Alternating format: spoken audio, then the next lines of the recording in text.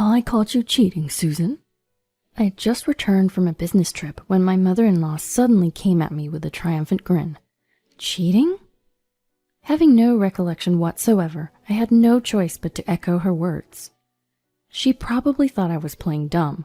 Her voice got stronger as she continued in a tone as if she were closing in on a culprit. I had a hidden camera set up in the car. Lately I've noticed some things left behind that don't belong to our family. They're men's belongings, and not just once, but several times. I've been suspecting that a man, other than a family member, has been riding in our car. That's why, when you took the dashcam for repair, I was convinced. You tried to cover up evidence under the guise of repair, didn't you? And then you conveniently mentioned going on a business trip. You've been with your affair partner all this time, making sure you won't be caught on the dashcam. But unfortunately for you, I had my own camera set up. I'm sure everything has been captured on it.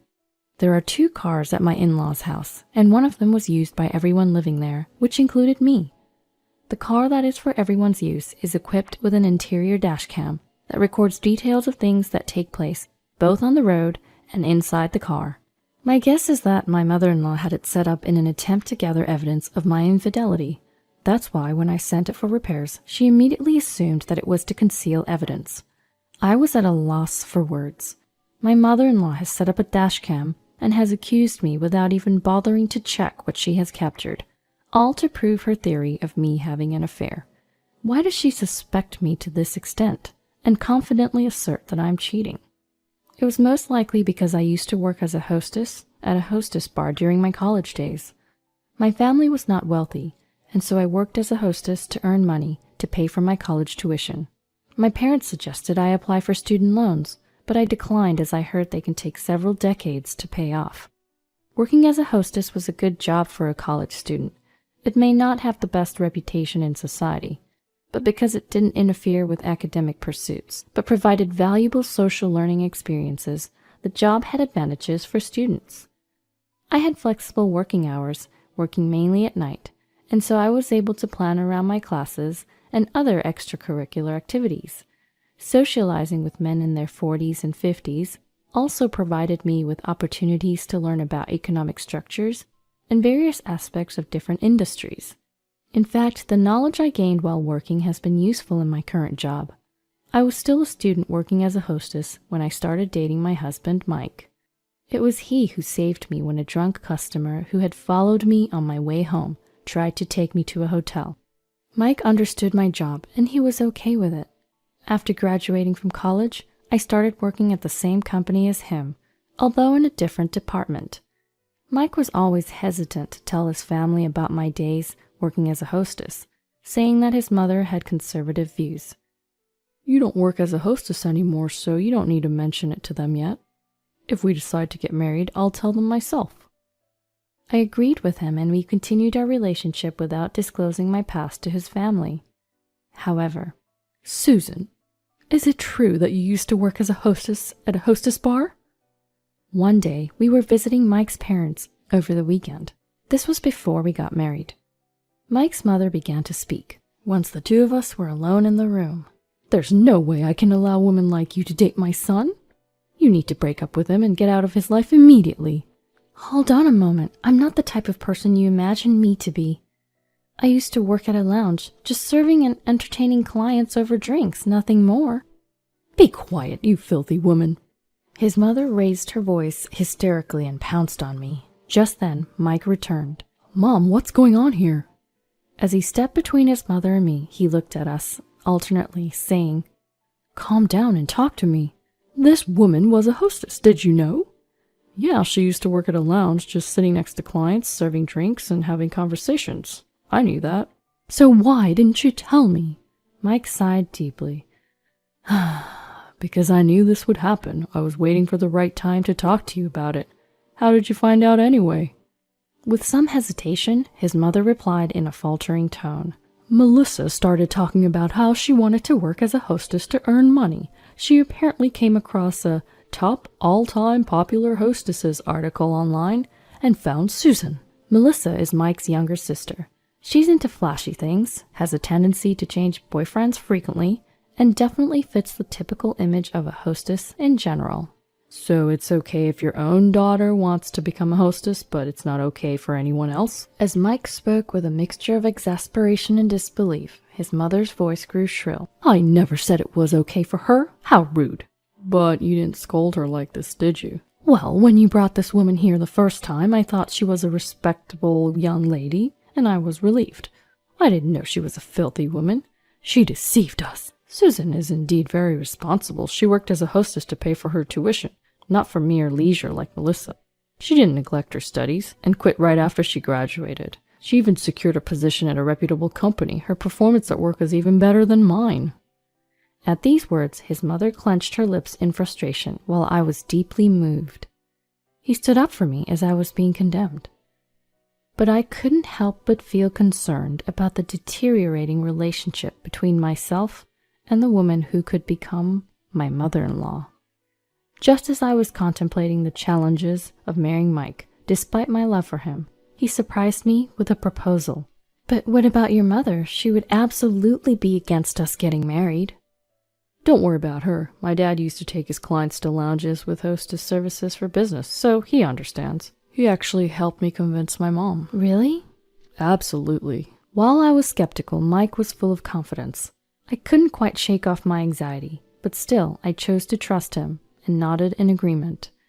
Our plan was to find a place for the two of us to live together after getting married. Mike, being the second son, always joked that if anyone should live with their parents, it should be the eldest son. His older brother wasn't married at the time but had a fiancée, and so I naturally assumed they would be the ones to move in with my in-laws. But then, we'd rather have Mike live with us.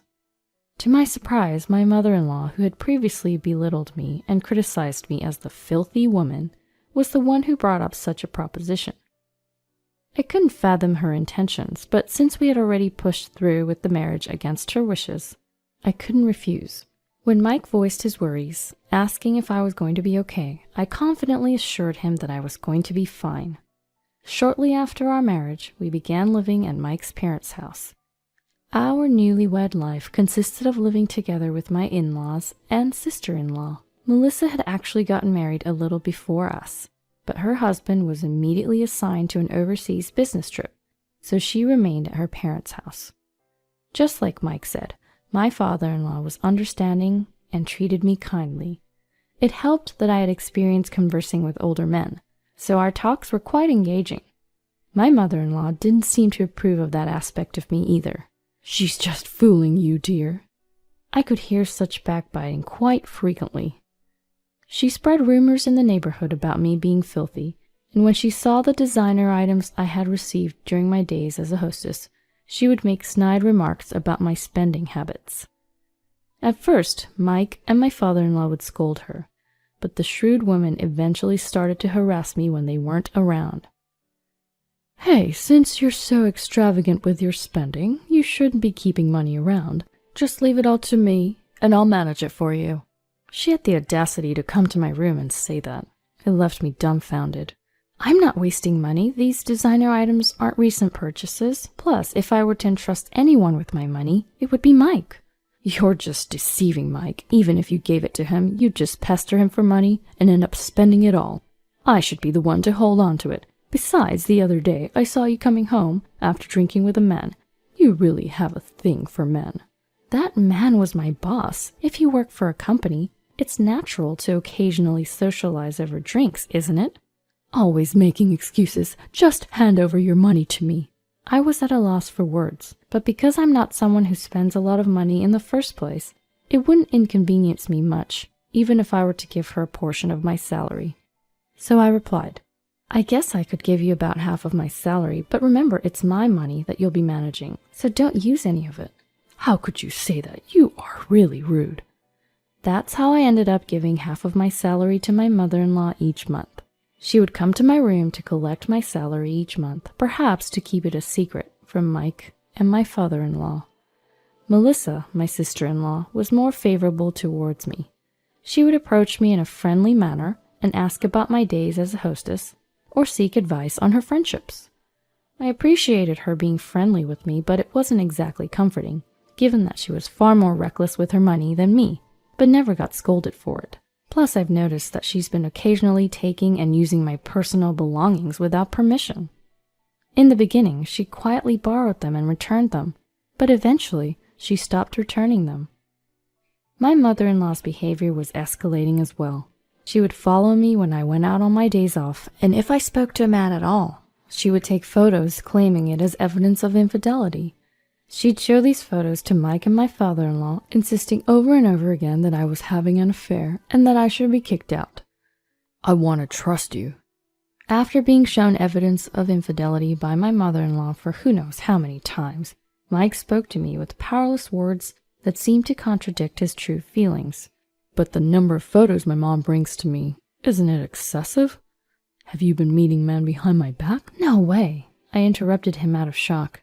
Your mom takes photos of random people I bump into or people asking me for directions. Strangers I absolutely don't know. Yeah, you're right, sorry.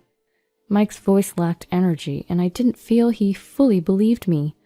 Melissa would buy into everything my mother-in-law said, often commenting, whether maliciously or not, "Susan, you really have a lot of men wrapped around your finger. That's amazing." Her words seemed to be taking a toll on Mike as well. My mother-in-law's boast about having caught me red-handed came amidst this ongoing tension. I finally got definitive proof of Susan's infidelity. With that, she summoned my father-in-law, Mike, and Melissa to watch the hidden camera footage with her. I knew everyone was suspicious of me. Due to my mother-in-law's outrageous behavior, even Mike started to think I might be cheating. But just as strongly as my mother-in-law insisted on her evidence, I had absolute confidence that I hadn't done anything wrong. And at that moment, only I knew about the shocking footage that was about to disappoint my mother-in-law's expectations greatly. My mother-in-law pressed the play button. Immediately, the inside of the car was projected on the screen. Everyone except me held their breath. What appeared on screen was in fact Melissa, indecently dressed and flirting with a man. That's right, I was the only one who knew about this.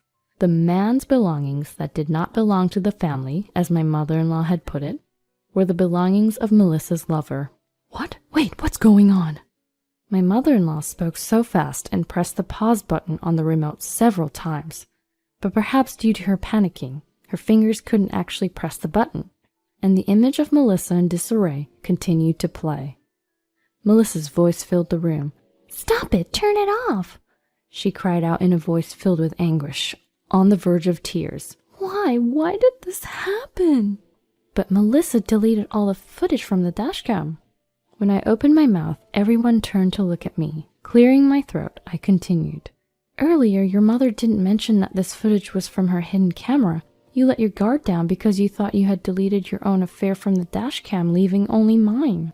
Melissa, with a look of despair, directed her gaze towards her mother. Why would you put a hidden camera? That's awful. It's like you're spying. If you wanted to capture Susan's infidelity, you should have at least told me about the camera. And why didn't you check what was being recorded? I can't believe this. Those words sparked anger on Mike's stunned face. What the heck? You're okay if Susan is the victim of a hidden camera, but not you? Cut the crap. It's okay, Mike, I said and continued. You know, Melissa, dashcam data is usually stored on a memory card and can be recovered even after being deleted. The dashcam was acting up, and because I knew that you'd been deleting things, I had it restored while it was being repaired. So your affair is recorded on the dashcam too. Oh, and obviously there's nothing of mine. I never cheated. Tears welled up in Melissa's eyes as she stared at me. Why? Why would you do this to me? We were getting along so well. Normally, you don't just take things that belong to someone you're close to, do you? And didn't you, along with your mother, keep saying that I was having an affair? If it really was a relationship based on mutual respect, we wouldn't do such things to each other. It's only natural to be angry if someone does that. I didn't take anything without permission. Melissa passionately argued to the point of straining her voice, but such lies won't hold up. Yes, you have. I even have evidence. You didn't notice the hidden camera in my room that has been set up for a long time now, did you? Yes, for a long time. I could see my mother-in-law's body tense up at those words. A smile crept up on my face.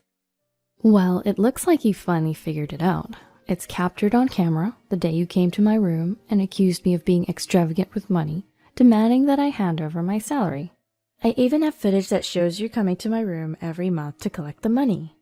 My mother-in-law's face turned deep red. "That's because you squander your money. I was just holding on to it for you." "So where's all this money you've been holding on to for me?" No rebuttal came.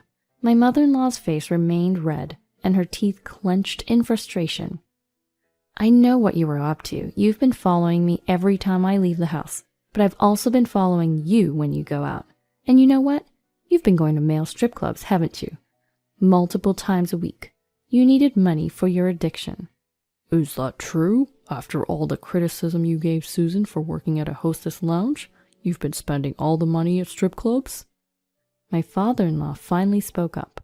He looked at my mother-in-law intently, as if pleading with his eyes. She lowered her gaze. "Well, it's true in a way.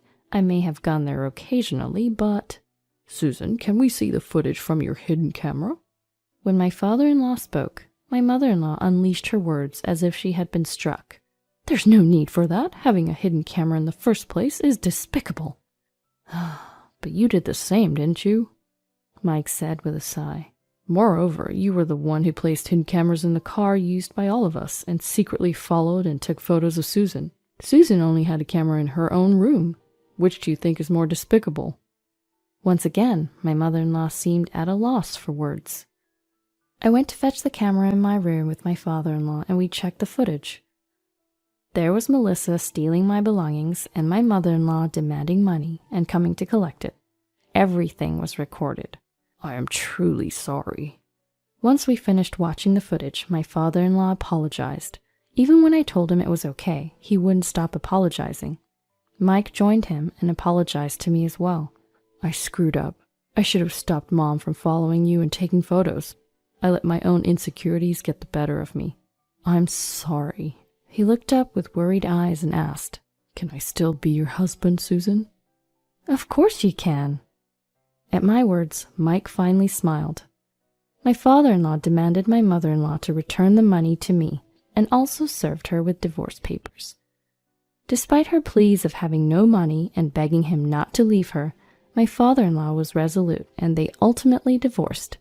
She is now working full-time in order to repay me and cover her living expenses. I'm sure she doesn't have any spare time to visit strip clubs anymore. Melissa was kicked out of the house, and her husband, who was still on his business trip abroad, left her as well. It didn't seem like she was particularly bothered by the divorce, perhaps because she had always been averse to being tied down by one man. On the other hand, what seemed to hit her hard was having to repay me for the numerous designer items she stole from me. She finally started working as a hostess, but not being particularly bright or street smart, she doesn't seem to be doing well. There's even talk of her turning into a sex worker to make ends meet. While I can't say for certain, it seems she's desperate to make money.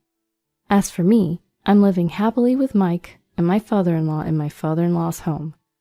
As expected, conversations with my father-in-law flowed smoothly.